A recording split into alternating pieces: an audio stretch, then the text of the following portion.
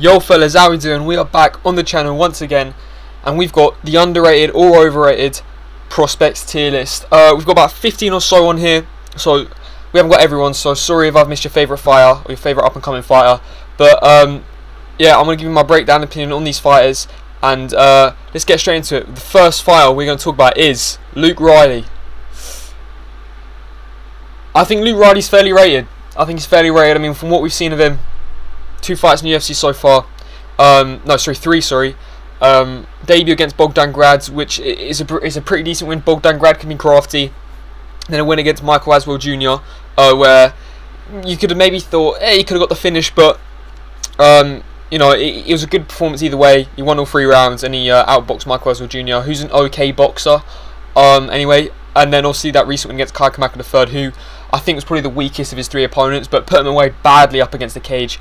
The fact people were complaining about that stoppage as well, I don't know what was going on there. But yeah, Luke Riley, I'm going fairly rated.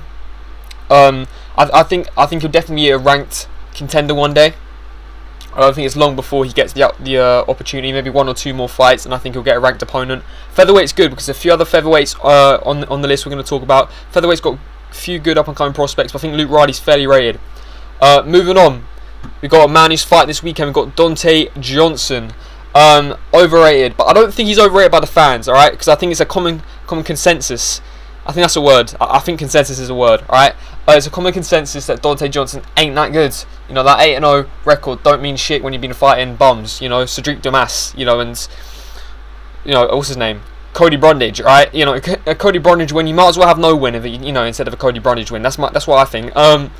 But I don't think Dante Johnson is actually overrated by the fans. I think he's overrated by the UFC themselves. I mean, they keep giving him favourable matchups. I mean, like Cedric Dumas, Cody Brundage, and now Eric McConaughey. I mean, Eric McConaughey is a little bit of a step up compared to the other 2 guys, but Eric McConaughey went to a really close decision. Cody Brundage, is he that much better?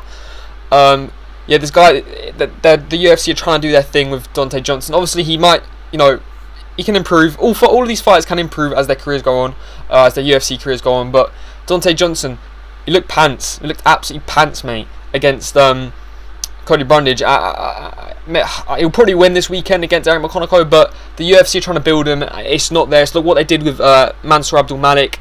It's not there. They're trying to make something out of the fight that really ain't there. And yeah, we're going to go Dante Johnson in the overrated category. Next one I'm going to talk about is Ateba Gautier. Okay. Oh no, this is a tricky one now. I'm going to put him in overrated for now. I might change my mind. I might, at the end of the video, I might shuffle around a few things. But for now, I'm going to go Ateba Gautier in the overrated. I just think people are getting ahead of themselves. I don't think people realise who he's been fighting. He's been fighting what's his name? Andre Pulievs of the world. Obviously, I know he's getting a step up in his next fight. I heard him versus Roman Kopylov is in the works. And Kopylov is a proven UFC level fighter. He's got multiple wins in the UFC. And he's a half decent fighter, Kopylov. So that's a nice step up for Ateba Gautier. But I do think he's overrated by a lot of people. I think people see the big powerful punches. They see like he's got that scare factor in the cage. I wouldn't want to be stood in front of him in the cage. But so I think people get ahead of themselves a little bit.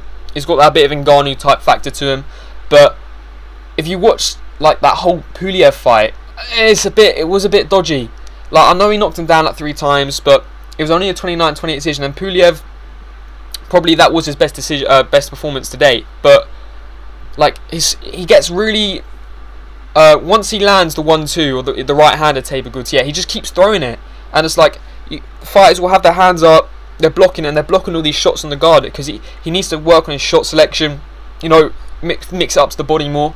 But then again, I think when you have that much power, obviously you're still going to do damage, even then punches are landing on the guard or just getting through the guard. But I think I do think that Kopylov will give him a challenge. I really do think Kopylov will give him a challenge. I mean, in the first round against Ozzy Diaz, it went too bad. Obviously, Ozzy Diaz got slimed out in the second round after giving it the big one in the corner. But I do think Kopylov's going to give him some challenges. I think the long-rangey kicks of Kopylov and the fight IQ of Kopylov will definitely give Ateba Gautier some chance. I probably would go with Ateba Gautier to win that one, but only probably by decision, just from landing the bigger shots. Kopylov is a tricky customer. He's a really tricky customer. He could give Gautier some problems. I might change Gaultier, but I think the way people talk about him, I think people need to take into account who he's fought, and the UFC are trying to build something on this guy. I'm going to go with Thibaut Gaultier in the overrated section. Ethan Ewan, or Ethan Ewan, sorry, I keep calling him Ethan. I'm going to go in Ethan Ewan in the underrated section. I know people rate this guy, and they do, and people give him praise for the Malcolm Wellmaker performance on a day's notice. I know Malcolm Wellmaker lost his last fight, but at the time, it was a risky fight to take, and he completely dominated him for 3 rounds. I don't think people realise how good this guy is. A lot of people still are doubting Ethan Ewan. He would have smoked Farhad Basharat at UFC 329. He would have actually smoked him. Farhad Basharat ain't going to a 29-28, whatever it's called, 29-28 decision with this fella on UFC 329. Ethan Ewan was gonna piece him up, mate. It was gonna be good. Can't wait for Ethan Ewan to be back. The guy, he's got great combinations, great fight IQ. The guy's he's so entertaining to watch. Both his fights so far in the UFC, he's fought both undefeated guys and put him away. Well, didn't put Malcolm Wellmaker away, but he dominated for 3 rounds and then put his last opponent away badly. Ethan Ewan's got great shot selection, great combinations, mixes it up well with the grappling and the clinch work, as well as the striking at range. Fast hands, good boxing, clean boxing. Can throw in the kicks in there as well. Ethan Ewan, he is the full package, and this guy will be ranked by the end. No, this guy will be in the top 5. Sorry, he'll be in the top 5 by the end of next year. I'm calling it. By the end of 2027, Ethan Ewan will be in the top 5. Once he get back from this injury, he's going to be active as fuck. I guarantee you. Ethan Ewan's going to be in the top 5. I think it's Ethan Ewan. I keep calling him Ethan, but Ethan Ewan's going to be in the top 5 of the bantamweight division.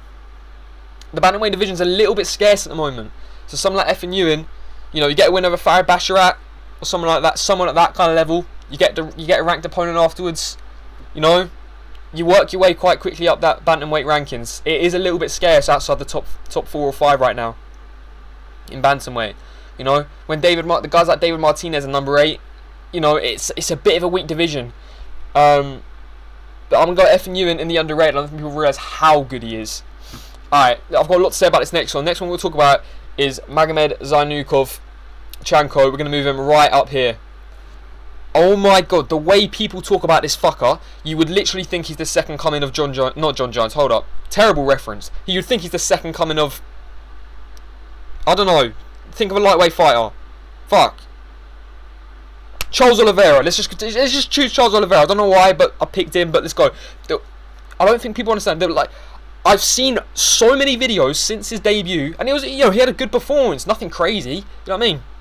Saying like, how Chanko does versus the top 15, and saying he beats guys like Moicano, beats guys like Fiziev, beats guys like Manuel Torres, guys like Tom Nolan, Dan Hooker. What are you on about? The delusion is absolutely crazy. If this guy was not hanging around with the Dagestani crew, and didn't have some, the whole John Port act going on, no one would say a fucking word about this kid after his debut. The guy he fought was not that great. What was his name? Respecki, I think his name was, Polish fella. The guy was coming in on his UFC debut as well. He did absolutely nothing in the fight. I mean, if anything, we should be thinking, oh, why didn't Chanko put him away? He landed so many clean shots on Respecki, and Respecki was tough, but like, people are talking about this guy like he's going to be some future champ. 31-year-old prospect, by the way. Like, I know some of these guys are older, but the way people talk about, he hasn't got that long in the game. I know some of these other guys are a little bit older as well on the list, but like, I think he's the oldest. 31 years old. Realistically, how many years has he got? 4, 5, maybe at the top of his game. And these Dagestani guys, they don't fight often. Maybe Chanko's going to be the difference, but he actually fights regularly. But these guys don't fight often. No, that was Makachev with 5 years left. He's having 5 fights. Maybe not even that. 4 fights in 5 years. Alright, people need to chill out. Next one I'm going to talk about, after I calm down, is Iro Baraniuski. I think he's fairly rated. I mean, obviously he's got that big fight with Alonzo Menifield coming up, UFC 331. And I think he'll win that. That's a very tough matchup stylistically, because he's very similar to Alonzo Menifield in kind of that he thrives in that chaos, big brawler, heavy punches. These guys are very similar, him and Alonzo Menifield. So It is one of them fights that could go either way. It's one of them fights that does take. It could be one punch that decides the whole fight. Alonzo Menifield could be hurt, then lands a big punch. I mean, look at Alonzo Menifield's fight with Zhang the other month. A bit of back and forth where they both hurt each other.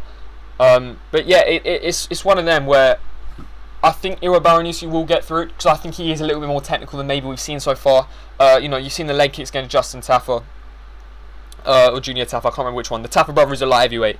I think it's Junior Taffa. Junior Taffa, I know he's not the best, but them guys have they have hard legs. Them fucking Samoan guys. So for Iro Baroniusi to take him down like that with them leg kicks, it was nasty. And he's got a grappling background as well. He's got a judo background, so maybe we see him implement that against Alonzo Menifield and stay away from the chaos in that fight. I said I know he's not fought the best competition. Obviously, it was his first fight. Iber Aslan, then Austin Lane. That's really bad. That's not. I mean, you can't really judge a win off Austin Lane much. But then, obviously, Junior Taffa or Justin Taffa, one of them Taffa bros.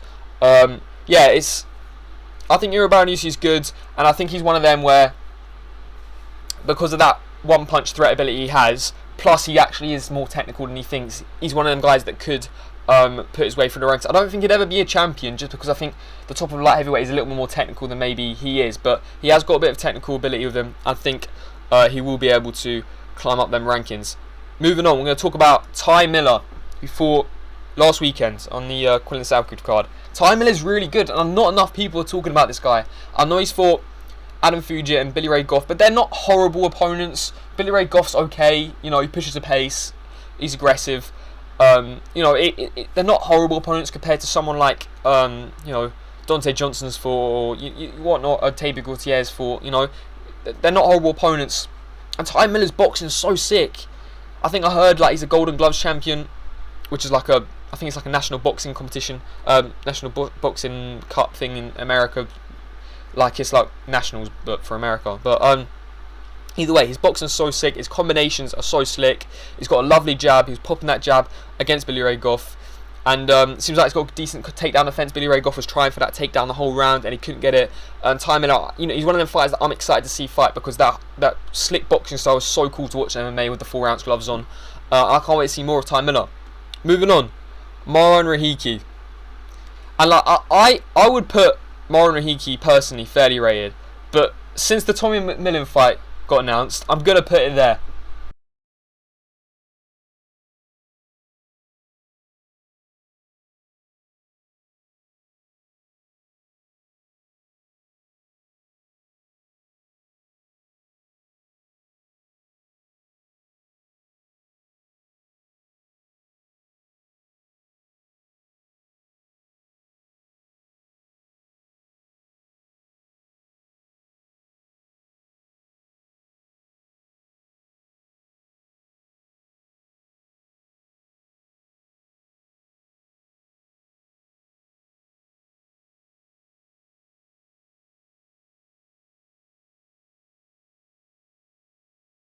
I also thought to add, the opponent Marwan Rahiki also had on the Contender Series fight last year, also recently lost on the first episode of Contender Series this season and got finished in the 3rd round. So that also backs up my point of putting him in the overrated.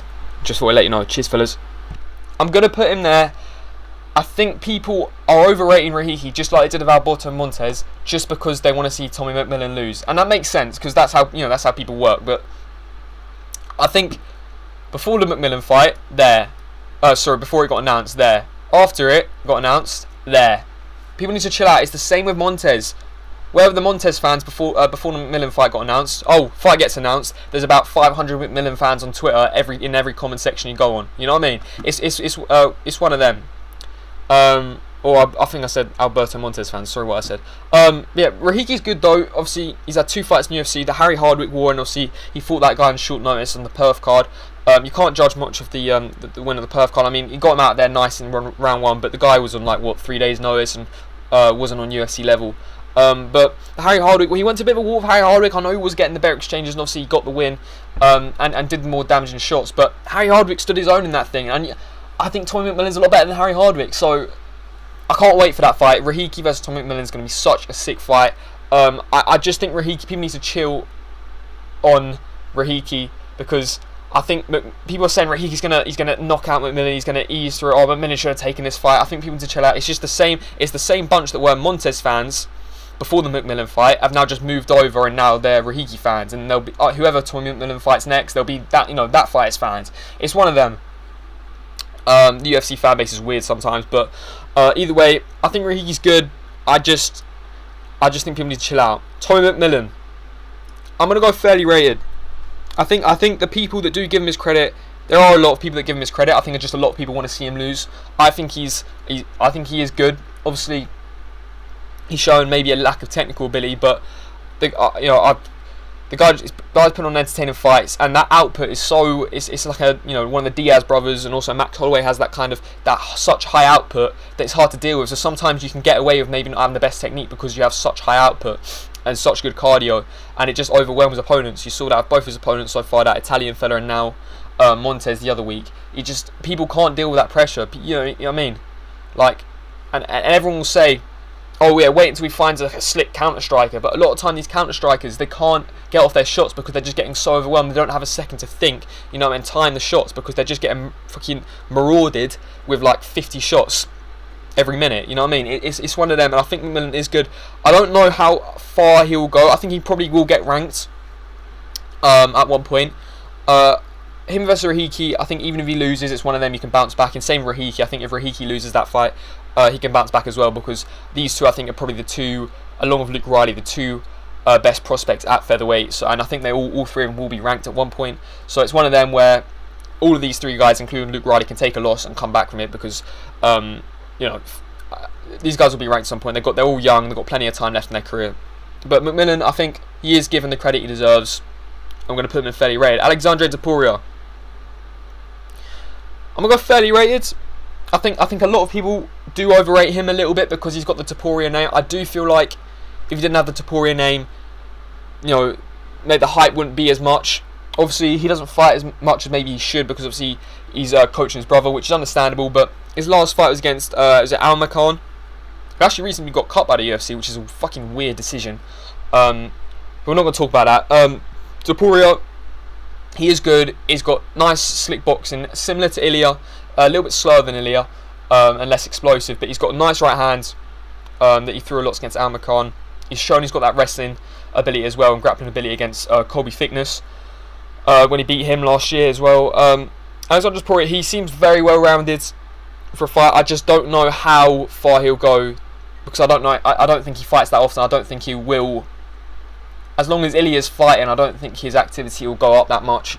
But hopefully we see him back soon. Him versus Bryce Mitchell is another outside the rankings major fight I'd like to see. I'm a big Bryce Mitchell fan, so I'll be backing Bryce. But that's a major fight I'd like to see. So I'd like to see him booked soon. But he's a well-rounded fighter. I'd say fairly rated.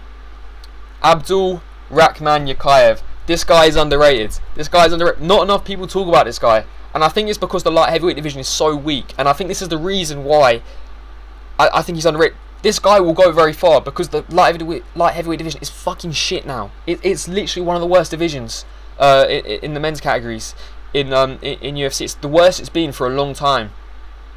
The top of the division's fucked in the title picture. And you look at the guys towards the end of the rankings. It's shit. Guys are moving up to heavyweight now. Johnny Walker and Rakic are moving up to heavyweight. So you're getting these guys coming into the rankings because they moved up, who shouldn't even be anywhere near the top 15. I think Yakayev can really storm his way into the top 15. I mean, I think he's had 3 wins, 3 first round finishes. He had an 8-second knockout in his last fight against Julius Walker. Bear in mind, Julius Walker is fucking chinny. Him versus Jack Hermansson is the battle for who's the chinniest fucker in the world. But it was insane win still in 8 seconds on that Azerbaijan card. But this guy will steamroll his way through to the light heavyweight rankings. Not enough people talking about him. I think it's because he's been on low level cards. I think he's only been on a couple Apex fight nights, and obviously the Azerbaijan card. It's not a massive card. So the minute this guy gets put on a pay-per-view and more people see his performance, I think people will realise how good this fucker is. Moving on. Mario Pinto, overrated. And this one, I feel bad about this one, because I actually like Mario Pinto. He seems like a cool guy. He's got funny. He had that funny post-fight interview after one of his fights. He seems like a cool guy, and I just think people need to chill out a little bit. his last performance was a little bit dodgy against there's the guy Felipe Franco, I believe his name is, the Brazilian fellow who's actually light heavyweight who came in on short notice, and he was like a 29-28 boring decision, you know. And I think I was expecting Mario Pinto to kind of run through the guy, you know. And even like that, like some of his wins aren't the best. I know, you know, he's fought Austin Lane and stuff like that. You know, it's not high level guys. A lot of people are talking about this guy like he's a future champ. I don't see it. You know, he's not really slow. He's not a massive plodder, and he does have skills on the ground, on the feet. He is pretty well rounded, but I think people need to chill out a little bit. I've seen people saying he's future champ and whatnot. They need to chill out, alright? I don't think this guy's even good enough to be ranked yet. Give him a couple more fights, and then maybe give him a ranked opponent. Yeah, give him a couple more blobs, then maybe put him in the rankings versus like a, you know, I don't know, Ante Delija or something like that. You know what I mean? Moving on, Damian Penis. Or Mr. Penis. We're going to put him in the fairly rated. He's had some good wins. I know he's only had like 2 fights in UFC so far. 2 first round knockouts. I think they're both first rounds. Yeah, again, not loads to go off here because he hasn't obviously fought for much time in his fights. But he's slick. He's calling out another fighter we're about to talk about in a minute. And I think that fight should happen. But yeah, Damian Penis, he's fairly rated by everyone. 2 insane knockouts. He's backed up everything. He's backed up everything everyone's thought of him. You know, I'm going to go and put him in the fairly rated section. Moving on, we have got Baisungur Susakayev, Chimaev's mate. Massively overrated. This guy, he's been given very favourable matchups. You've seen he's been fighting like he's been fighting the Eric McConaughey's of the world, alright guys? He's been fighting the Eric McConaughey's of the world. You know, and any half decent prospect is probably going to beat them guys. And this guy fucks around in his fights. Eric Nolan, I think he fought as well. And Eric Nolan gave him some problems towards the end of the fight. This guy just fucks around. Like he'll win like the first round and a half, and then he'll just piss around and take stupid shots and drag himself into a little bit of a back and forth fight. You don't need to. I don't think he's actually as good as people hype him up to be. Again, it's one of them where he's with the Chimaev crew, so people are gonna hype him up a little bit, you know. But I don't think he's that good compared to other middleweight prospects like Damian Penis. Damian Penis is calling him out. I'd love to see that fight. I'd love to see more prospect fights outside the rankings like we're getting with Tommy McMillan and Marlon Rahiki. I'd love to see that. And people say, no, protect their undefeated records. Oh no, you know, let them face each other in the rankings. No, you know, fight them now. They're young guys. They're at the start of their UFC career. Let them fight. You know, whoever loses is probably going to bounce back anyway. You know, let these guys fight, and we have these massive matchups that can easily go on main cards of fight nights. You know, like Tommy McMillan and Marlon Rahiki is going to be on the Noche card. That's probably going to be high up on the main card because people care about it so much. You know. Damian Penis versus Baisungur would be a sick fight as well. I'd love to see that one. But he's been overrated massively. If you actually watch his fights, he fucks around a little bit too much and he drags himself into stupid situations. Moving on. Jacoby Smith. Underrated. I think I'm going to go underrated. I don't think people talk about this guy as much as maybe they should. This guy will be a future top 5 contender in the welterweight division. All 3 of his wins so far in the UFC have been nasty. Absolutely not. His last one was fucking brutal. Knocked out the guy out cold with elbows on the ground. Massively late stoppage, but it was brutal. He's had wins over guys like Nico Price. I know it's not the highest level, but he's been running through these guys as you'd expect him to. He's got a lot of nasty finishes on the regional scene as well, and on the contender series. He's a good grappler, and he's got good power. He's got power in the hands as well. This guy is the real deal. I'm telling you, this guy will be a top 5 contender within the next few years. I think more people should be talking about him. I guess maybe because welterweight's already got so much big names in it in the rankings. Maybe, you know, it's hard to kind of shine out and stand out in that division. Maybe that's why people aren't talking about him. But I think this guy's good. And moving on, last one I'm going to talk about, Mr. Loophole, Gable Stevenson, massively overrated. Why are people even talking about him versus Josh Hockett? Stupid fight. Josh Hockett would brutalise this fella. Absolutely brutal. Josh Hockett would push a pace and beat this guy up. This guy was taking some dodgy shots against, what was his name? Elijah Ellison, was that his name that he fought? The Snack Panther, that's it, the Snack Panther. He's taking some dodgy shots. I know he put him away bad, but that's not the point. He looks sloppy. And obviously, I know he's only had 1 fight, so we're going to have to see more of him. But I don't rate him anyway, even in his regional fights. He looks ploddy as fuck. Josh Hockett would do despicable things to this fella. That fact that fight's even being talked about is disrespectful to Josh Hockett. This guy, give him like 4 or 5 more blobs before you even think about getting this guy to the rankings. You scumbag, Gable Stevenson. You know what you've done. Either way, boys, that is my full tier list. I know I've probably missed out some well-known prospects, but I was just doing the ones I could think off the top of my head. Let me know what you think in the comments if you feel like it. Remember, like, subscribe, and hope Hope you enjoy the video. Peace, boys.